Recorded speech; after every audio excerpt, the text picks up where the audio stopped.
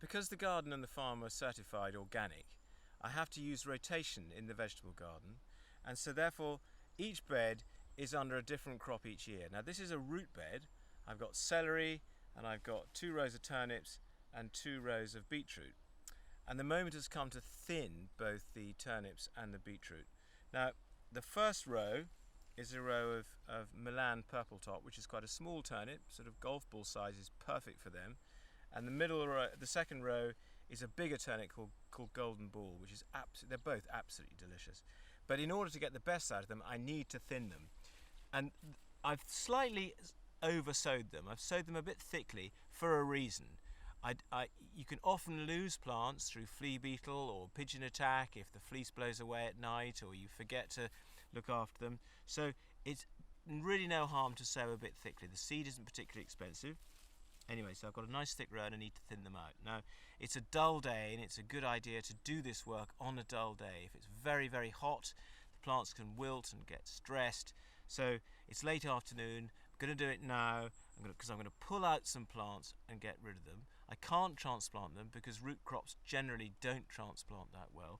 And then I'm going to water them back in, and that is absolutely critical because by pulling certain ones out, they'll be disturbing the roots of their neighbour. And the soil needs to settle around that plant. So the only way to do that is just to run the watering can up the line when I'm finished, and that'll be more than enough to set them, and they'll recover overnight, and next day, tomorrow, they'll be back in action. So I've got a few to take out.